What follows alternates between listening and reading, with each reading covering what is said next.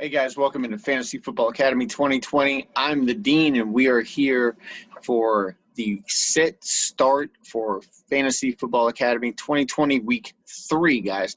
So look, before we get into this, got to answer a little question left by my boy Pez.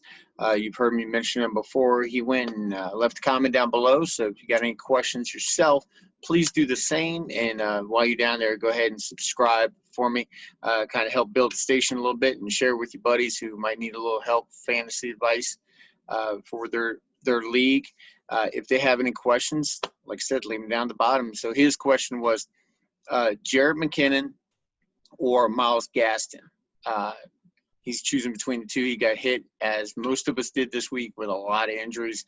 So my pick out of those two would be Jerick McKinnon. Look, Gaston, and it actually boils down to this, is that are you looking for a short-term or a long-term solution? If you lost Raheem Mostert will be back. This is not a season-ending thing for him, not like Saquon. Saquon's gone for the season, so if you're looking for a long-term, my pick would have been James Robinson out of Jacksonville to replace him. The Giants also just signed Devontae Freeman. If you have a roster spot available, go on, pick up Freeman, and see how things work out, because there's going to be a cluster of running backs in that backfield. It's going to be a committee until they get things worked out. Now, Dion Lewis is there. He's already in the system. He knows the system. So he might get the bulk of the carries to start. Devontae Freeman is probably a better runner, probably better pass catcher. But you also have Gallman there. So Gallman was third string. He's now moved up.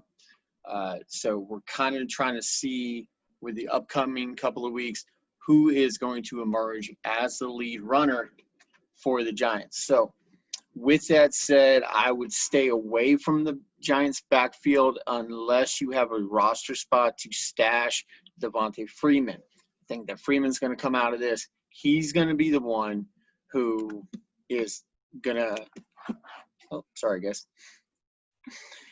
He's going to be the one to really take the lead role in this backfield. He signed a one-year deal. He turned down the same deal with Seattle, but the thing is that he's probably going to get more carries here than he would have in Seattle. So he's looking for a prove-it deal. He got it. He's 28, so he's got that 1 year, and before you hit the running back, the age 30 wall for running backs.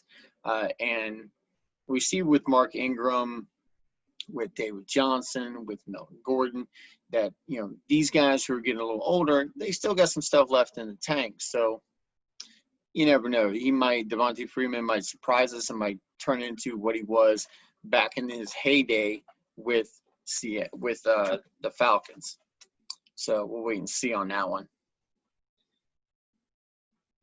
Getting a news flash coming in, guys. Hold on. Okay. So here's my start sits for week 3. Now, last week I told you guys to sit Cam Newton. Sorry, that one didn't work out. But I did tell you to start Jimmy G. Now, barring injury, he did have a pretty good stat line going. So that one was kind of on target. I told you guys to start Joe Burrow for Thursday night. That one panned out. So hopefully these next ones will pan out as well. Okay, guys? And I'll apologize. I don't know what's going on with my video here, but I'm going in and out in black and white and color. So bear with us. So wide receiver starts of the week. This is a guy who made an appearance last week as well, as Phillip Rivers against the Jets. Look, he's had a couple of good matchups here back to back. Last week he did well. This week I expect him to do the same. It's the Jets. Look, they don't have a defense. They don't have a coach. Adam Gase is out there. I don't know what he's doing. I think he's coaching Pee Wee or something. or he's practicing curling. I have no idea. But Phillip Rivers against the Jets, definite start. Also, a guy who I never thought that I would actually say this, but Gardner Minshew against Miami. Look, it's an early game. Uh, you're gonna get that little feel good boost Thursday. Hopefully you won't get that let down like my boy Nick did from the Thursday night game, scoring 76 points on Thursday and then only 40 all day Sunday. So Gardner Minshew against Miami. I don't see Miami as that big of a threat. And they're really kind of spreading this around. Keelan Cole, wide receiver for Jacksonville Jaguars, he's actually emerged as Gardner's go-to guy. Everybody thought it was going to be DJ Chark, and DJ Chark was going to be the only option in Jacksonville. But Minshew is tossing the ball around and proving us all wrong. Also, they've got James Robinson. So if you're hurting for running backs, a couple of them went down this past weekend. So go ahead and definitely roster James Robinson, undrafted rookie sensation for Jacksonville. The next guy last year toward the tail end of last year, did really well, came up big, and they're going up against the Vikings. I'm talking about Ryan Tannehill. That's right. Ryan Tannehill has pretty much they've kind of gotten away from Derrick Henry a little bit. He's gotten a lot of yardage. He hadn't gotten a lot of touchdowns. The touchdowns have been coming from the right arm of Ryan Tannehill. So without A.J. Brown, they're spreading the ball around a little bit, and he's actually, doing a little something. And it's the Vikings. I mean, the Vikings got torched last week. They will probably end up getting torched this week. The game script could turn really negative for the Vikes, and until we see Kirk Cousins come back, I don't know what to tell you about the Vikings offense. If you have any Vikings on your roster, and this includes Dalvin Cook, he will feature in the next segment, running backs start sets, and I'll let you guess which one he's going to be in. Now, I've got 3 sits for you, guys to be aware of. And look, when I give you guys these start sits, the starts are not going to be guys like start Kyler Murray, start Lamar Jackson, start Pat Mahomes. Those are given. Okay, if you have those guys on your squad, those are given. Now, last week we had an issue where Deshaun Watson and Cam Newton were out there, and I basically had both of them as sits. Here's the thing. Pick the better one, which would be Cam Newton. Cam had the better game. Deshaun didn't. So, unfortunately, that was not the case with our league of record. They started Deshaun and should have started Cam. So, sit of the week, 3 of them for QB. Drew Brees versus the Packers. Look, Brees looked off against the Raiders on Monday night. That was just a bad game without Michael Thomas. I don't know what's going on. We're giving them a week off. So we're going to put the Saints on a week off. Unless you have Alvin Kamara, then I don't think you can start any Saint with any kind of confidence. Emmanuel Sanders disappeared, and if Emmanuel Sanders cannot step up when Michael Thomas isn't there and be that number 1 receiver, Jared Cook, non-existent.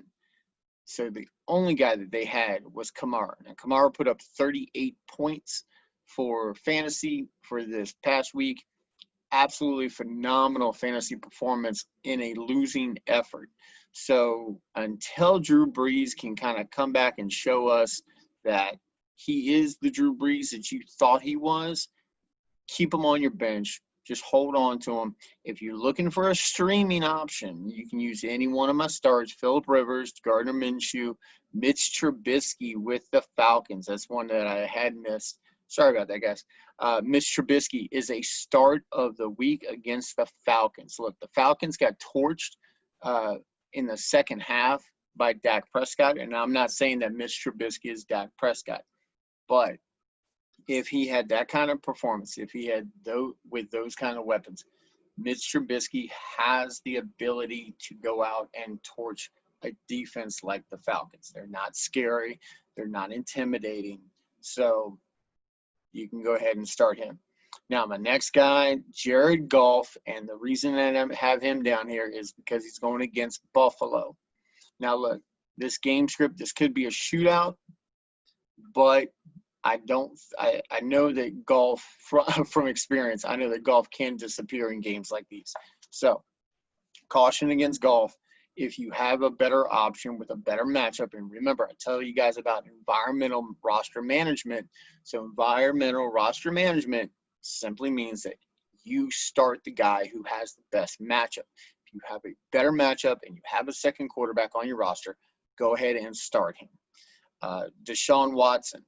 Look, Watson has not shown anything since he showed something in week 1. Week 2, he was disastrous. Week 3, if you have a better option, once again, pivot to that option. He's facing Pittsburgh.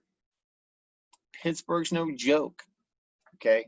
They shut down Deshaun last week. They can shut down – or I'm sorry, they had shut down last week. They can shut down Deshaun Watson this week, okay? Getting into running backs. One of last week's stars was rookie Jonathan Taylor with the Colts. So he's going up against the Jets. So he is actually getting a little bit of work out of the backfield for passing. He's getting a little involved in the passing game and got you 20 points last week. So that was from a flex position on my boy Charles's team, who's my opponent this week here on Fantasy Football Academy 2020. Jerick McKinnon, look, he's going against the Giants. There's really nobody else behind him. So he's going to be getting the workload, okay? McKinnon is just going to he's probably just going to ball out against the Giants. So you can start him with all confidence. Miles Sanders is my next one for running back. He's going against Cincinnati. And then Joe Mixon against Philly. I know I've told you guys I have not had a good feeling about Mixon from draft season simply because we were waiting for Joe Burrow to prove that he was who we thought he was. I'm calling it right now. Joe Burrow gets his first win as an NFL player against Philly. Philly has been hurt on both sides of the ball. I really don't see him stopping anybody. They let my Washington team come back. They gave up 8 sacks. So they're going to be in a positive game script for Cincinnati, which means that Joe Mixon's going to be getting a lot of work, and they're probably not going to have to rely on Joe Burrow to bail them out. My sits of the week. Look, Darrell Henderson with the Chargers going up against the Bills. Look, Henderson with the Rams, my bad. Wrong LA team. Henderson is going up against the Bills. Last week, he had an absolute monster game. Malcolm Brown has a dinged-up pinky, which if he's holding the ball, I guess that's kind of aggravating. And then Cam Akers has a rib injury. Those are both things that you need to look for. If Brown can come back and play this week and he's not listed as doubtful or out, if he's listed as questionable or a game time decision, that might be something that you need to look at. But Henderson against the Bills, I don't like the matchup. Another guy who I don't like the matchup is CEH against the Ravens. Look, CEH had a really good week 1. He had an okay week 2. Week 3, they got a couple of games of film on him so they can kind of see how they're using him. I don't think that this is going to be an offensive juggernaut performance. This is probably going to wind up being a defensive battle on Monday night. I don't like CEH in this one. David Johnson's another guy I don't like against Pittsburgh. Same reason as Deshaun. I mean, David had some good work, but this is probably going to turn into a negative game script, which means that they're going to have to throw the ball. They're not going to be able to run it, and I just don't like David Johnson in this matchup. I have David Johnson. I don't like to start him if I have another option. Dalvin Cook is my last sit for the week against Tennessee.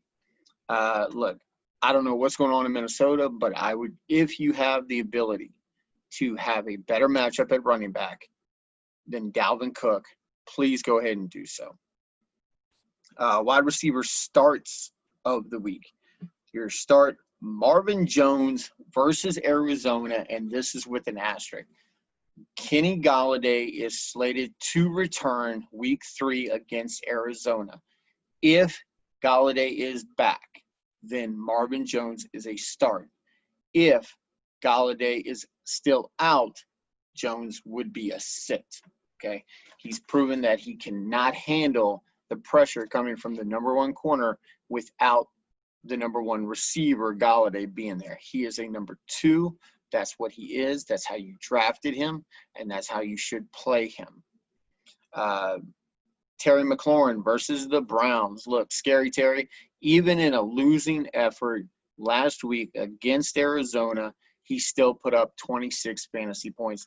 That's phenomenal. As I said in the draft season, Terry McLaurin is the only option in Washington, and they will have to lean on him against the Browns, okay? If this turns into what Cincinnati's game turned into, to where Baker Mayfield is playing well, he can hit Beckham, he can hit Landry, Kareem Hunt, Nick Chubb, if they're all on point, then this is going to get out of hand quickly, okay? So they're going to have to throw the ball. I don't think that Haskins is as good as Burrow at this moment. I think that Burrow is a better player, and yes, I'm talking about my Washington team. So I think that Haskins does have a good bit of ability, but if this gets out of hand, Terry McLaurin is going to be the only option. The next option, Russell Gage versus Chicago. And look, like I said, this is not going to be the obvious starts. Calvin Ridley, Julio Jones. Yes, of course, if you drafted them, you're starting them. But Russell Gage has become that third wide receiver who is getting a lot of attention from Matt Ryan in Atlanta. So with facing Chicago, I think that this will be a game that you can start him if you need a flex position, okay? Allen Robinson on the opposite side of the ball. I believe that Mitch Trubisky is going to find him early and often against this Atlanta squad that is just absolutely horrible. They allowed Dallas to come back, score 40 points on them. So CeeDee Lamb had a big game. Gallup had a couple of big catches, and Amari Cooper had a big game. So I don't see any reason why the 3 in Chicago cannot mirror what the 3 in Big D did. So look for Allen Robinson to also have a big game. My sits of the week, Marquise Hollywood Brown on Monday night against the Chiefs. Look, if the Chiefs tee off on Hollywood, then he's going to be shut down. They're going to have a lot to worry about Lamar Jackson taking off.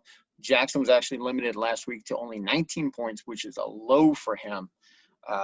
That's not what you expect out of Lamar Jackson. At least it's not what I expect as someone who drafted Lamar Jackson out of him. So Devontae Adams versus the Saints, and I know you're probably think I'm crazy with this, but the Saints do have Lattimore. Lattimore is a shutdown corner, and he will tee off against the number 1 receiver on the opposing team. Whenever he does so, that receiver gets shut down. So if Devontae Adams, number 1, if his hamstring starts giving him problems halfway through the game, he's out. If Aaron Jones is having the Aaron Jones performance like he had last week, they're not going to need him. They're not going to put him in. They could have put him in last week, but they didn't because the game was so far out of hand. If this game gets out of hand, they are not going to risk having Devontae Adams out there stressing his hamstring. They've got Scanlon. They got Allen Lazard. They have other options. So, Aaron Rodgers can turn anyone into a superstar the way that he is playing this year. And don't look for this to be anything but a very ugly game for the Saints. The way that they're playing, I don't know what's going on. And with the missing Michael Thomas, until Michael Thomas comes back or they figure it out, it's going to be an ugly stretch for the Saints. Cooper Kupp is my next one on the sit list versus the Bills. This just because it's the Bills. You basically have a toss-up. Either Robert Woods or Cooper Kupp is going to have an off game. This is not one that they're going to blow up on. Amari Cooper is my next one against the Seahawks. Look, they have Jamal Adams. Jamal Adams is going to tee off on Amari Cooper unless they bring him up and just kind of blitz the hell out of Dak. So look for Amari to disappear on this one. Also, a little side note, a waiver wire pickup. If you have Will Fuller and you're worried about his injury, go ahead and stream or at least roster Brandon Cooks, because that's the next man up for Houston. Okay, even though Houston's going against Pitt, they got to throw to somebody, and they're probably going to be a negative game script. So somebody's got to get targets somewhere. Mo Alie-Cox for tight end. Look, unless you listen to the fantasy footballers, as I do, you have not heard this name until week 2. 111 yards. Okay, almost at points. That would be crazy. 111 yards from Mo Alie-Cox. This guy is huge. If you haven't seen him, this guy is a monster of a man. He towers above all others. He is basically the Yao Ming of the NFL. Okay, this guy's just huge. His nickname is Gigantor, as coined by the fantasy footballers. Hi guys, love the show. So Mo Alie-Cox against the Jets. It's the Jets, guys. If you have a Colt on your roster, start him unless it's Paris Campbell, because he's hurt. So, and like I said before, this isn't the obvious. Of course, you're starting T.Y. Hilton. Okay. Jordan Reed versus the Giants. Asterisk on this one as well. That is conditional on George Kittle's health. If George Kittle's out, because of so many injuries on the Niners and them playing such a weak defense, we know for a fact that, hey, got to throw the ball somewhere. So Jordan Reed has history with Kyle Shanahan. He had a decent week last week. Go ahead, stream him if you need help at the tight end position. Hayden Hurst is my next one, and I'm only going to do 3 and 3 for the tight end position. Hayden Hurst versus Chicago. Look, everybody's getting in the game on this one, except for Todd Gurley, okay? So Gurley, if you want to roll with him, go ahead. It's against Chicago. But my best bet on this would be roll with Hayden Hurst, roll with the wide receivers. You know that Ridley's going to get his. If Julio is healthy and he's not being hampered, sorry. I had a little tongue situation there. Julio is not hampered by a hamstring injury. He's going to get his. Russell Gage is emerging as the number 3 option, rivaling, getting up there. We find that Ridley is more of the go-to over Julio, but Julio's still going to get his. He's still going to eat. And Hayden Hurst is that nice little safety blanket for Matt Ryan in Atlanta. Now, this first tight end that I'm going to mention, a lot of you out there are going to go, Dean, you're crazy, you're nuts. There's no way that I'm benching this guy. Tyler Higbee Yes, I said it. Tyler Thigby uh, had 3 touchdowns last week, but he wasn't going against the Bills. Look, the Bills are for real. Their secondary is for real. Their defense is going to be on Jared Goff. That's why I have him sitting. That's why I have Tyler Higbee down. That's why I have Cooper Kupp down. Okay. Eric Ebron is my next one. Look, I drafted Ebron in my other league. I have since dropped him and picked up someone else. So I'm not too impressed with Eric Ebron. He's kind of been a bust for me. And yes, I can label him bust in week 3. He's not what I expected, and he hasn't shown any kind of glimpse. Even if he has a big game at some point in time, I'm still not going to be comfortable starting him. He's going against the Texans. Yes, it's kind of a weak matchup, but I'm going off of how they're using him, and he has not been used by Big Ben. Chris Herndon from the Colts, or from the Jets, facing the Colts. Look, Colts had a good D last week, given it was against Minnesota, but he's still got Adam Gase as his head coach. So I don't know what's going on with them. I don't know. I can't tell you what's going on with the Jets. All I can tell you is that I don't trust the Jets. So that concludes my start sit. If you're looking for a defense, look, guys, just look at the best matchup. Look at who's got a really bad quarterback, who's got a decent defense. Stream them there if you don't have any other options. Kickers, that's a crapshoot in and of itself. There's a lot of people who think that kickers should be out of fantasy football altogether, but they're not. So just pick one. If you have a question for one specific one, hit me up at Twitter. You can leave a message down below as well. You can find me on Twitter at FantasyDean20. My boy Pez, remember, you're going after Jerick McKinnon, not Myles Gaskin, unless you want a long-term situation. And then in that case, I would say take James Robinson. Okay, I don't like Gaston. Yes, he has volume, but it's Miami.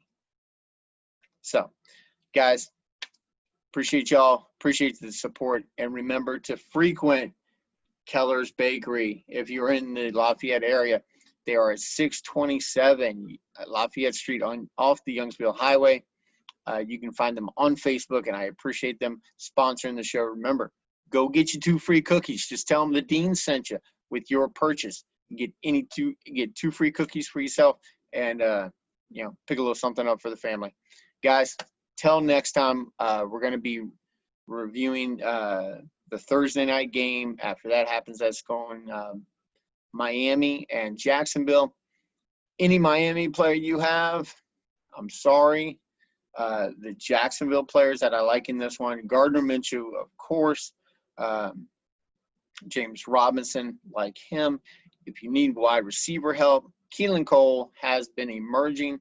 DJ Chark, maybe sit him on your bench until he actually pops off. So that's my advice for the Thursday night game. Good luck this week, guys. And we will see you guys Friday morning, bright and early, to review this upcoming weekend and answer any questions that you might have. Remember, leave them down bottom. Subscribe, like, and share for me. Help get the word out. Take it easy, guys. Take care of yourself. We'll see you next time on Fantasy Football Academy 2020.